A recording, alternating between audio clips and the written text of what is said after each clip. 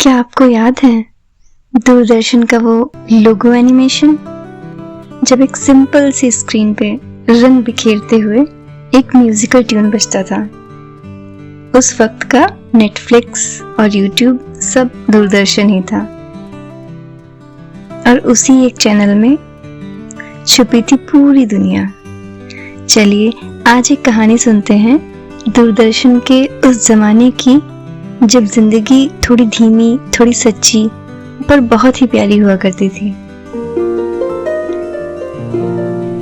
1995 का साल था।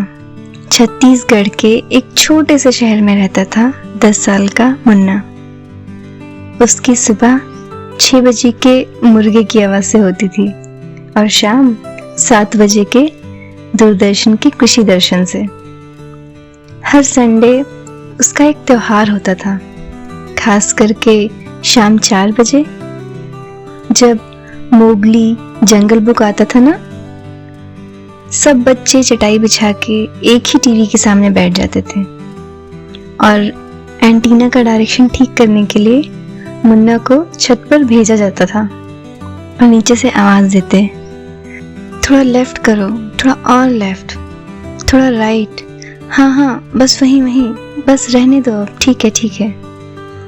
उस वक्त रिमोट कंट्रोल नहीं होता था, मुन्ना ही घर का रिमोट था। उस वक्त रिमोट कंट्रोल नहीं होता था, मुन्ना ही घर का रिमोट था। मुन्ना बेटा चैनल चेंज कर दे, चित्रहार आ रहा है।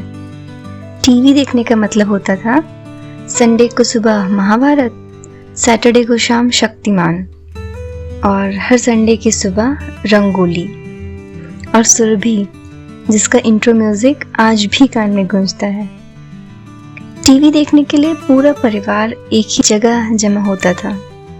आज जहां हर किसी के हाथ में मोबाइल है, टैब है, हर किसी का मन एक ही स्क्रीन पर था, वो टाइम था। मुन्ना की माँ टीवी देखते देखते चकली बनाती थी और मुन्ना चोरी चोरी गरम चकली उठाकर खा लेता था। उसके पिता न्यूज़पेपर के ऊपर टीवी का प्रोग्राम शेड्यूल लिख के रखते थे, इस हफ्ते ब्योमकेश बक्सी का नया एपिसोड आने वाला है। याद रखना, दूरदर्शन पे न्यूज़ आती थी बिना तमाशे के, बिना बैकग्राउंड म्यूजिक के, बस सिंपल आवाज़। ये दूरदर्शन है। आप अब नेहरू स्टेडियम से सीधा प्रसारण देख रहे हैं। और जब रुकावट के लिए खेद है लिखा जाता था तब मुन्ना के चेहरे पर फ्रस्ट्रेशन आता था, लेकिन उसी में एक मुस्कुराहट भी होती थी क्योंकि सब कुछ असली लगता था। आज मुन्ना बड़ा हो गया है, डिजिटल दुनिया में जी रहा है, हर ऐप पे हजारों शोज हैं, लेकिन दिल कभी भर नहीं पाता। कभी कभी जब यूट्यूब पे दूरदर्शन के पुराने जिंगल सुनता है तो आंखों से एक बूंद निकल जाती है। वो मिले सुर मेरा तुम्हारा, वो एक चिड़िया अनेक चिड़िया, वो माँ के हाथ का नाश्ता और टीवी के सामने बैठकर पूरे परिवार के साथ हंसी मजाक, वो सब अब यादों में है।